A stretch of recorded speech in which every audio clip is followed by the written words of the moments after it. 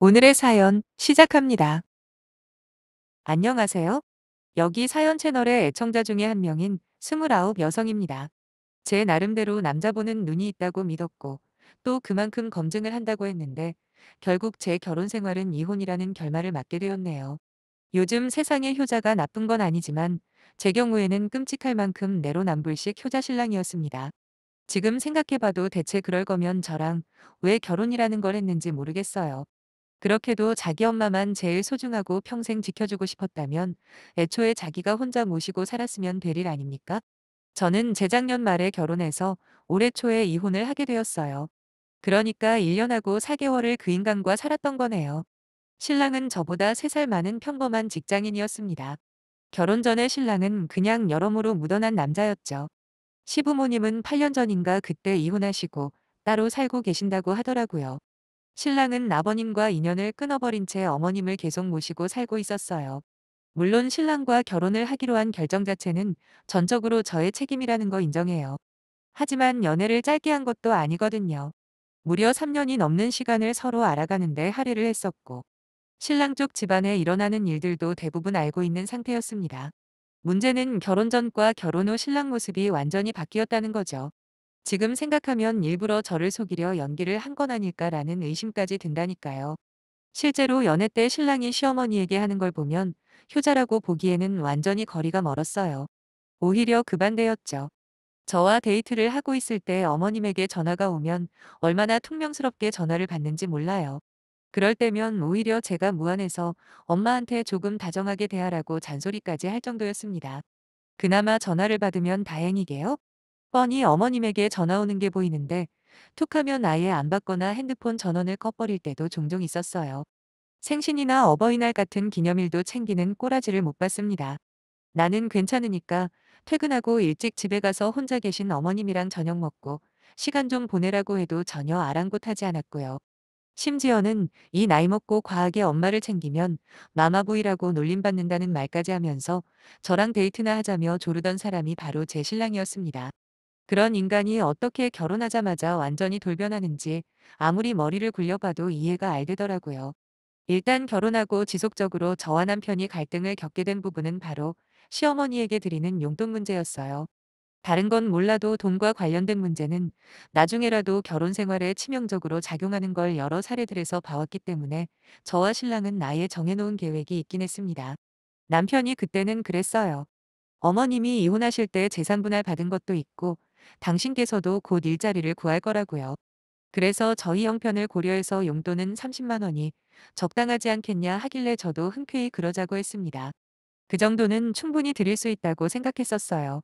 왜냐하면 저희 친정에도 똑같이 30만 원을 드릴 생각이었거든요.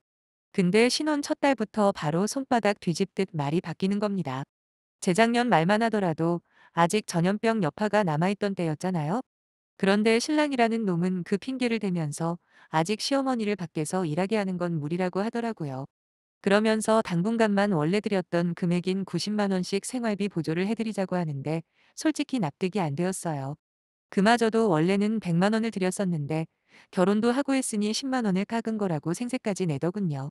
결혼하고 나서야 처음 알게 되었는데 저희 시어머니는 태어나서 지금까지 한 번도 남의 돈이라고는 벌어본 적이 없으신 분이에요.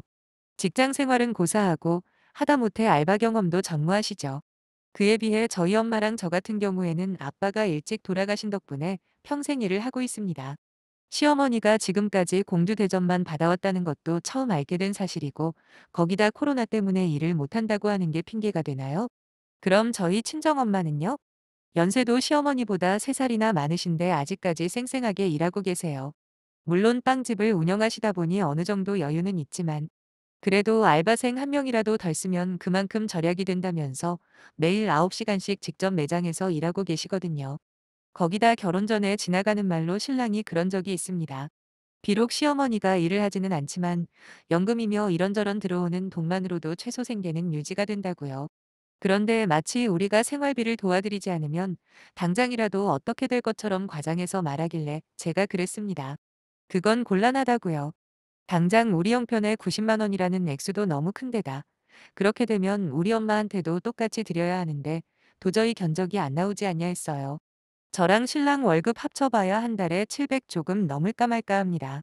비록 둘 다 안정적인 직장이긴 해도 연차가 쌓여야 연봉도 올라가지 지금 당장은 결코 많이 버는 게 아니거든요.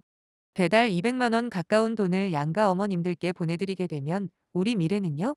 적금도 들어야 하고 나중에 아이가 생길 경우를 대비해서 최대한 금전적인 여유를 만들어도 부족할 판에 무턱대고 그 큰 금액을 생활비로 보태드린다고 하니 정말 답답할 노릇이더군요. 그나마 당분간만이라는 단서를 붙이긴 했지만 처음부터 단추를 잘못 끼울 수는 없었어요.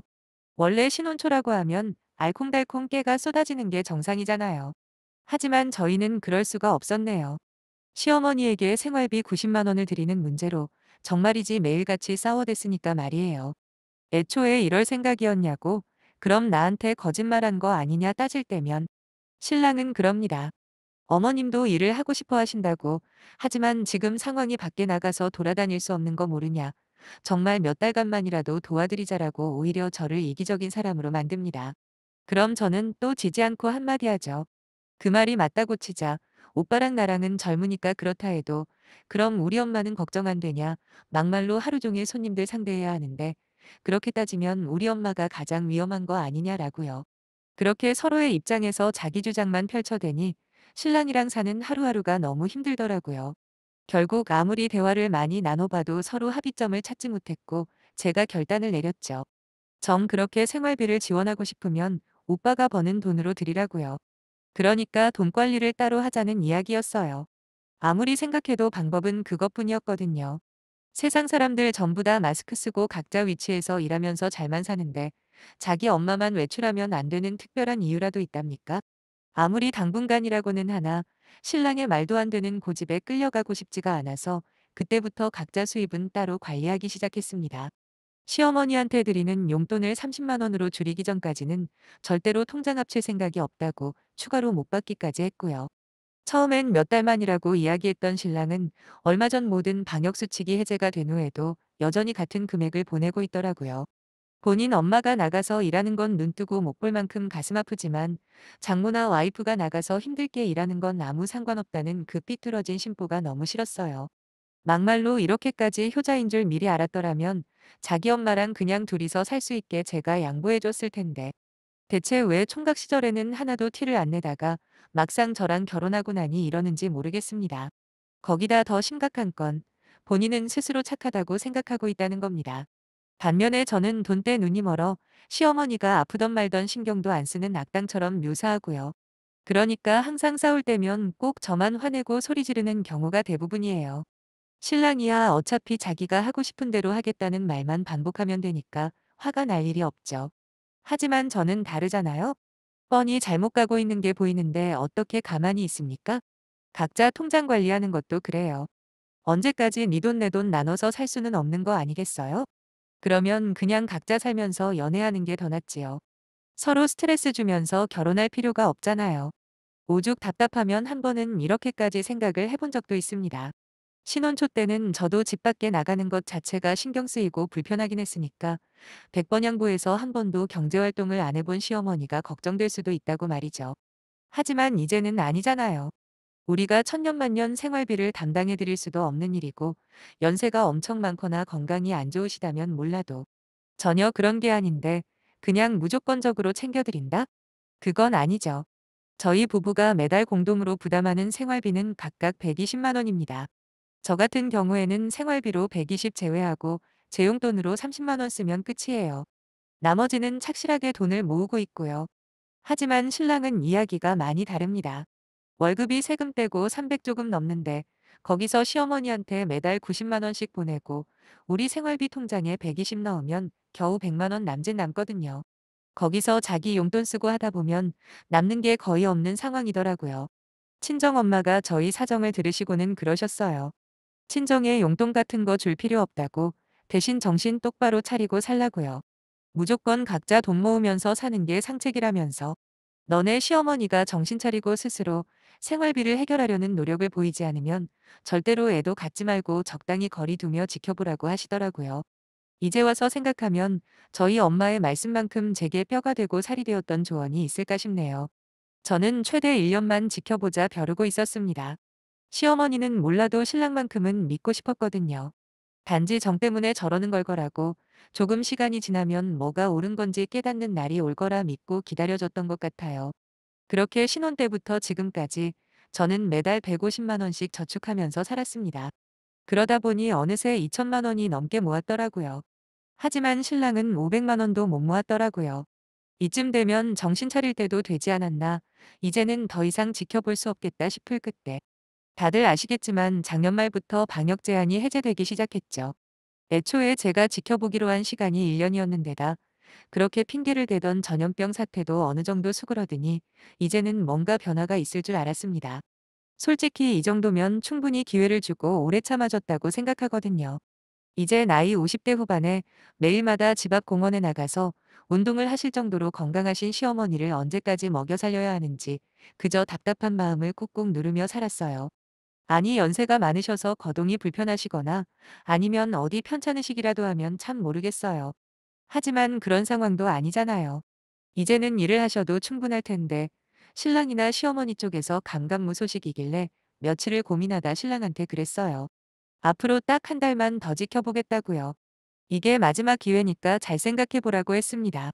당신이 계속 먹여 살릴 생각이라면 차라리 나랑 이혼하고 마음 편하게 어머님 모시고 살라 했더니 이혼이라는 말에 나름 깜짝 놀랐던지 저보고 왜 그렇게 극단적으로 나가냐고 하더라고요. 그러면서 자기가 엄마한테 이야기해 보겠다며 그제서 말이 바뀌더군요. 그전까지는 아무리 제가 이야기해도 눈 하나 깜짝하지 않더니 막상 이혼하자는 말에는 그럴 수가 없나 봅니다. 솔직히 100% 이혼을 염두에 두고 한 말은 아니에요. 아까도 이야기했지만 시어머니에게 피치 못할 사정이 있다면 드리지 못할 것도 없죠. 하지만 나와 결혼하고도 시어머니 사정만 챙기는 데만 여념이 없는 신랑을 1년이나 기다려준 거면 제가 할 도리는 다 했다고 생각합니다. 저희 결혼할 때 신랑이랑 저랑 모아둔 돈 5천만 원씩 공평하게 들여서 결혼했어요. 그렇게 부족하다면 부족하게 시작했지만 신랑과 열심히 맞벌이하면서 돈을 모으다 보면 아이도 낳고 충분히 자리를 잡을 거라 생각했습니다.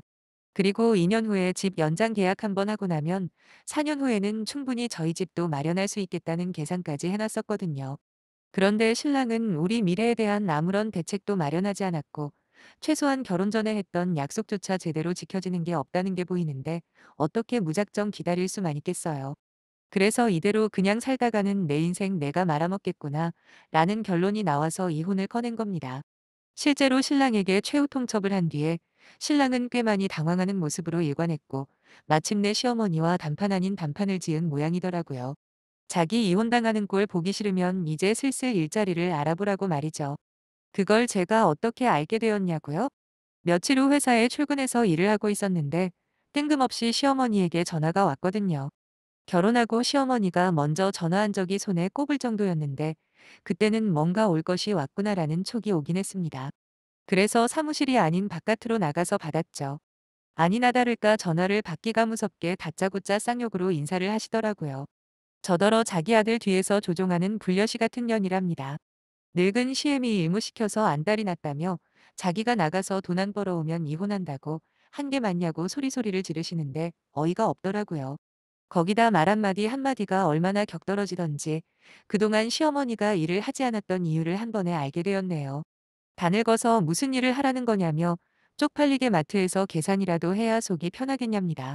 아니 말끝마다 늙은 시애미 그러시는데 아까도 말씀드렸지만 저희 시어머니 아직 환갑도 안 치렀습니다. 근데 왜 자꾸 늙었다 그러시는 건지 제가 알기론 아파서 병원 가신 적도 거의 없을 만큼 건강하시고요. 그렇게 따지면 저희 친정엄마는 나이도 더 많고 평생 일만 하느라 온몸에 성한 곳이 없는데 그건 어떻게 설명하려는 건지. 아무튼 뭐라 이야기할 새도 없이 시어머니는 속사포처럼 쏴대셨고 수많은 쌍욕들 덕분에 오히려 복잡했던 생각들이 하나하나 정리가 되더라고요. 똑같이 큰 소리로 말씀드렸어요. 마트에서 계산하는 게 뭐가 쪽팔리냐고요. 진짜 쪽팔린 건 사지 건강하고 정신 멀쩡하면서 자식한테 빌붙고 얻어먹고 사는 거 아니냐 그래버렸습니다. 저희 결혼할 때 숟가락 하나라도 사준 것도 없으면서 어떻게 매달 따박따박 아들한테 돈 탔으냐고 혹시라도 아들이 준다고 해도 안 받는 게 맞는 거 아니냐 했어요. 그랬더니 지금까지 저한테 했던 욕들은 비교도 안 될 만큼 입에 담기도 힘든 말들을 해대는데 저도 그쯤 되니 이판사판 막 나가자는 결심이 서더군요. 그래서 그쪽 아들하고 이혼할 거니까 그만 좀 닥치라고 했습니다. 입에 걸레를 물어도 어느 정도지 태어나서 그런 욕들은 처음 들었네요. 그날 들은 욕들만으로도 잘 살던 부부가 무조건 이혼한다고 해도 납득이 될 수준이었다니까요. 아무튼 내가 당신 같은 인간한테 이딴 말 들으면서까지 이 결혼 유지할 사람으로 보이냐고 그냥 당신 아들 도로 데려가시라 말하곤 전화 끊어버렸습니다. 그 후로도 계속 전화가 오길래 아예 핸드폰 꺼버렸고요. 퇴근할 때쯤 돼서 핸드폰 전원을 켰더니 신랑이랑 시어머니한테서 전화며 카톡이며 수십 통이 와 있더라고요. 어차피 뻔한 소리 할 것 같아서 답장도 안 했습니다. 그리고 저는 곧바로 친정엄마에게 가서 있었던 모든 상황을 설명드렸어요. 엄마는 기왕 이렇게 된 거 빠르게 이혼하라고 그나마 각자 돈 관리했던 건 정말 잘했다고 정리해버렸습니다. 저 역시도 어차피 마음 정한 거 괜히 정 때문에 흔들리지 말고 확실하게 정리해버렸습니다. 이제 와서 돌이켜보면 신랑이 어떤 마음이었는지 대충 알 것 같기도 하네요. 처음부터 저를 속이려던 건지는 잘 모르겠지만 본인 혼자 벌어서 지네 엄마 부양하기 빡세니까 저랑 결혼해서 부담을 줄이려는 계산이었겠죠. 처음에야 제가 난리쳐도 조금씩 무뎌지기를 바랬을 겁니다. 살다 보면 정 때문에 못 헤어질 테고 그러다 보면 제가 포기할 줄 알았나 봐요. 하지만 그래봐야 나머지 과정도 불보듯 뻔한 거 아니겠어요? 몇 년 후면 시어머니가 여기저기 아프다고 할 테고 그때는 시어머니 모시고 살자고 할 게 분명했습니다. 사실 다른 분들 사연 들으면서 없는 집안 기둥뿌리는 뽑아오는 게 아니구나. 나는 절대로 저렇게 살지 말아야지 했는데 알고 보니 제가 딱 그 짓을 하고 있었더라고요. 그 후로 신랑은 저희 친정에 몇 번이고 찾아와 잘못했다 빌었지만 정해진 수순대로 협의 이혼했고요. 결혼하고 갑자기 효자가 돼버린 신랑놈 때문에 졸지에 아까운 제 시간만 버린 것 같아 씁쓸하긴 하지만 그래도 엄마 말처럼 애 없는 게 어디냐는 생각으로 힘내보려고요. 인생 대차게 꼬일 뻔한 거 그나마 이쯤에서라도 물을 수 있어서 감사한 마음만 가지렵니다. 제 이야기 들어주셔서 정말 감사합니다. 저도 열심히 새 출발할게요. 안녕히 계세요.